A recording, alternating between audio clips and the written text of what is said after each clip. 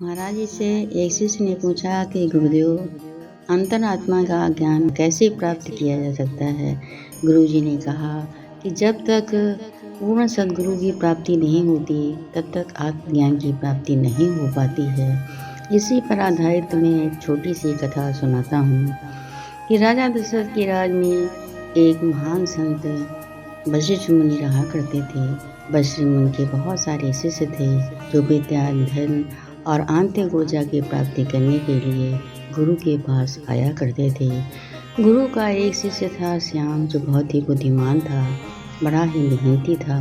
उसका मन हमेशा भगवान की आराधना करने में लगा रहता था। एक दिन गुरु ने इसे अपने पास बुलाया और कहा, बेटा, तुम इतनी मेरी सेवा करते हो, मैं तुम्हारी सेवा से बहुत ही प्रसन्न हूँ और तुम जिस आत्मिक चिंतन के बारे में हमेशा सोचा करते हो वो तुम्हारे अंतर में ही विद्यमान है। तुम्हारे शरीर में बहुत बड़ा सूरज है, 4 लाखों सूर्यों का प्रकाश तुम्हारे अंतर में विद्यमान है।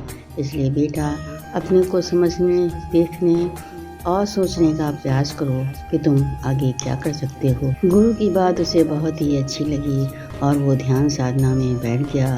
ध्यान करते करते उसका मन इधर उधर भटकने लगा, लेकिन वो अपने मन में सोचता है कि गुरु जी ने कहा था कि मन चाहे जितना भटके लेकिन ध्यान कभी नहीं छोड़ना। इसलिए वो ध्यान में लगा रहता है।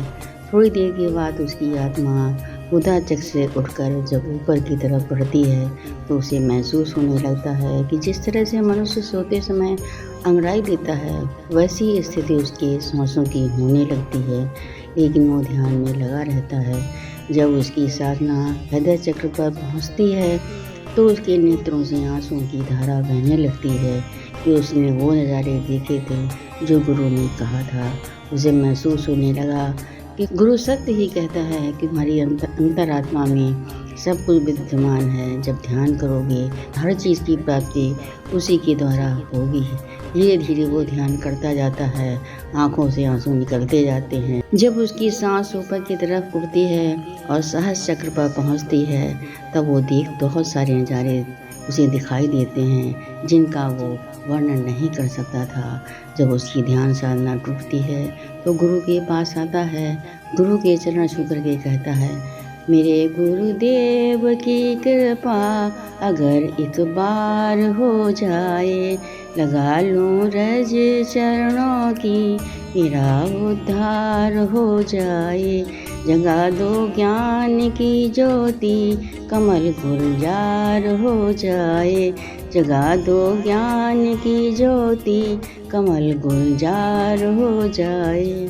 इतना सुनकर गुरुदेव की अंतरात्मा अत्यधिक प्रसन्न हो जाती है और वो शिष्य को अपने गले से लगा लेते हैं और कहते हैं, बेटा, आत्मिक चिंतन और ध्यान की प्रक्रिया, मूलाधार चक्र को जागृत करना, कुंडली को जागृत करना, इसके लिए हमेशा गुरु की आवश्यकता होती है। गुरु ही मार्गदर्शन करता है। गुरु के मार्गदर्शन पर चलकर जो शिष्य अपने कर्तव्यों का पालन करते हैं वही अपने जीवन को सफल और सार्थक बनाकर अपने लक्ष्य तक पहुंच पाते हैं। इसके बाद गुरु महाराज जी ने कहा कि संसार जगत में रहने वाले जो भी शिष्य अपने गुरु की आज्ञा का पालन करते हैं वही अपने लक्ष्य तक पहुंच जा पाते हैं, क्योंकि गुरु ही मार्गदर्शन करता है कि हमारी कुंडलियाँ कैसे जागृत होंगी और हमें आगे चल करके क्या करना है। प्रेम से बोलो परम संत श्री ठाकर सिंह महाराज की जय।